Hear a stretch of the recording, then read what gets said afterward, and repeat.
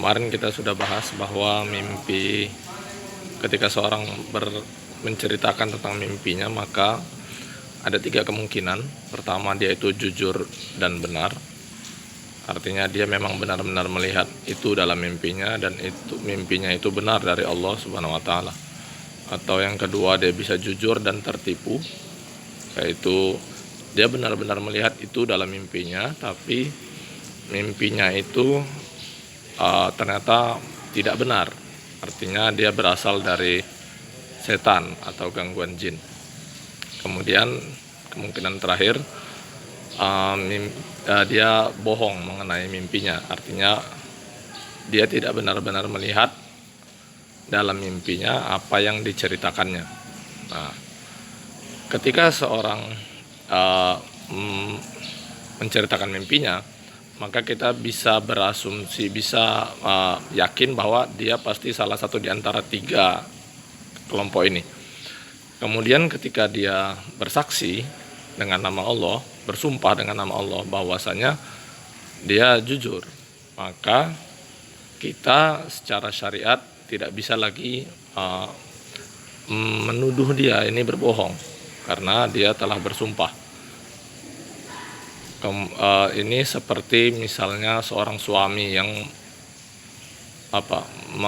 melemparkan tuduhan bahwa istrinya melakukan zina, katakanlah begitu, tapi dia tidak dapat membawa 4 orang saksi, di mana ini dibutuhkan untuk membenarkan tuduhannya. Sehingga tanpa adanya saksi ini kita tidak bisa menghukum istrinya tadi. Tapi apabila dia menggantikan 4 saksi itu dengan 4 kali bersumpah, nah maka kita tidak dapat lagi menolak kemungkinan bahwa istrinya ini bersalah.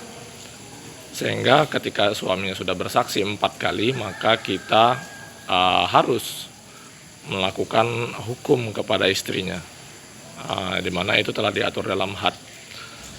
Jadi begitu juga ketika ada seorang menceritakan mimpinya lalu dia bersumpah dengan nama Allah, maka kita tidak dapat lagi menuduhnya berbohong. Adapun jika orang tersebut ternyata berdusta dengan sumpahnya, maka Allah sendirilah yang akan mengambil bagian dengan itu. Di mana ini juga sering dilakukan oleh orang-orang munafik pada zaman Rasulullah. Mereka itu berlindung di balik sumpah-sumpah mereka.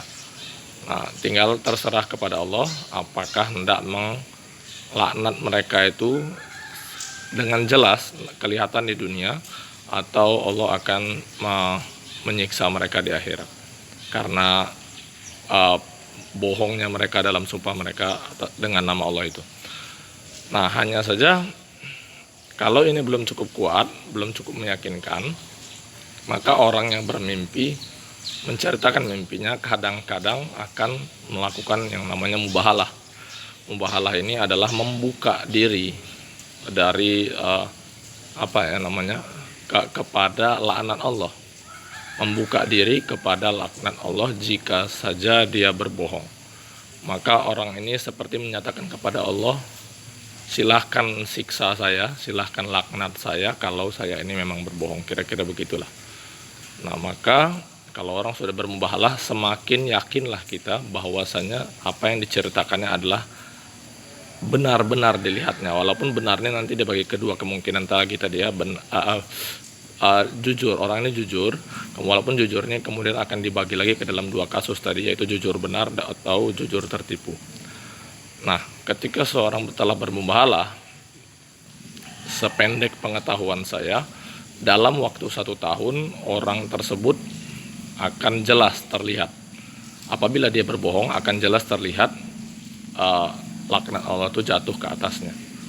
Nah, jadi apabila ada satu orang melakukan mubahalah, kemudian selama setahun dia itu tidak terjadi apa-apa kepadanya, maka tidak ada alasan bagi kita untuk tidak mempercayai klaimnya.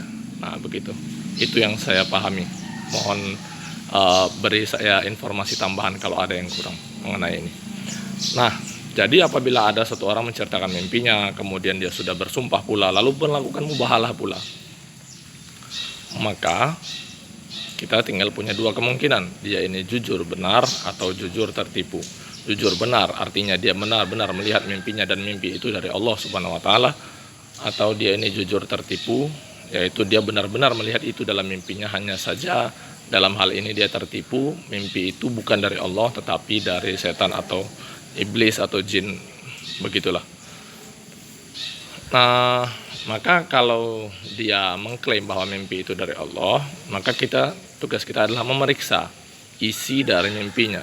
Nah, mimpi yang berasal dari jin dan setan dan iblis akan dapat dibedakan dari mimpi yang berasal dari Allah, yakni isi pesan-pesannya. Misalkan Muhammad Qasim berkata bahwasanya kita ini hendaknya menghindari segala bentuk syirik. Syirik yang seperti umum sudah kita ketahui, menyembah pohon, kuburan, batu, berhala. Itu juga kemudian ditambah lagi dengan menjauhi syirik-syirik kecil, merasa diri hebat. Nah, bahkan ditambah dengan hal-hal yang sesuai dengan ajaran Nabi Ibrahim, yakni menghancurkan segala bentuk berhala-berhala, patung-patung, baik dalam rumah maupun apa-apa yang di luar rumah yang dalam kekuasaan kita. Nah, ini dihancurkan. Apabila ada boneka-boneka terpajang mungkin, ya kan, yang dimana tidak ada anak perempuan dalam rumah kita yang akan menggunakannya sebagai bentuk pembelajaran, maka ini pun hendaknya disingkirkan dipajang di rumah kita. Kemudian apabila ada foto-foto yang juga merupakan sebentuk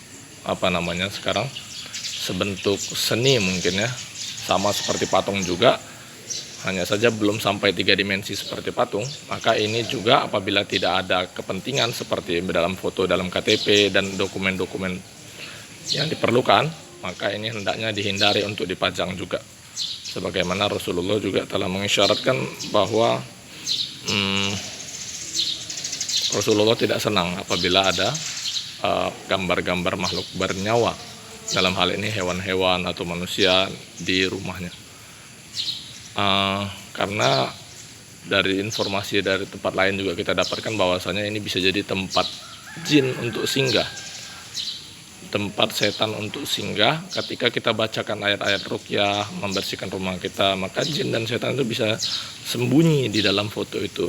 Nah, sehingga dia tidak jauh-jauh lagi dari rumah kita juga. Nah, apabila yang seperti ini yang disampaikan oleh Muhammad Qasim, maka mari kita pikirkan apakah mungkin setanlah yang menginstruksikan hal ini kepada Muhammad Qasim. Nah, sehingga dari sini kita bisa yakin bahwa tentunya ini berasal dari Allah. Lalu kemudian ada yang bertanya, bagaimana jika setan itu kan bisa mencampurkan satu keburukan di dalam 100 kebaikan. Nah, untuk menyamarkan satu keburukan ini, maka jawab kita di sini adalah ya mungkin saja itu kan terjadi. Setan itu menyelipkan satu keburukan di antara 100 kebaikan. Maka tugas kita adalah memeriksa mana yang satu keburukan itu. Jangan sampai kita ini menjadi orang yang kufur, yakni kita tidak bersyukur atas nikmat Allah. Yakni bersyukur itu artinya menggunakan nikmat Allah sebagaimana kehendak Allah Subhanahu wa taala. Allah telah memberi kita mata, hati, dan telinga untuk memeriksa petunjuk, untuk memeriksa kebenaran yang datang daripadanya. Kemudian ketika datang petunjuk-petunjuk seperti ini, kita menolak untuk menggunakan nikmat Allah sebagaimana kehendak Allah Subhanahu wa taala. Kita malah menutup mata, menutup telinga, menutup hati, sehingga akhirnya kita tidak mendapat petunjuk. Nah, padahal ada kemungkinan bahwa ini adalah utusan, ini adalah pembawa pesan yang diutus Allah, yang dikirim Allah untuk menyampaikan pesan kepada kita yang hari ini tidak lagi punya nabi-nabi. Yang tersisa hanya bagi kita di antara nubuah-nubuah hanyalah tinggal mubasyirah, yakni ru'yah yang sholih, penglihatan. Nah, tidak hanya mimpi tapi penglihatan yang benar. Nah, maka inilah kiranya petunjuk singkat bagaimana menyikapi para pemimpi akhir zaman, para orang-orang yang mempunyai ru'yah sholih akhir zaman. Berikutnya akan kita bahas beberapa di antaranya. Assalamualaikum warahmatullahi wabarakatuh.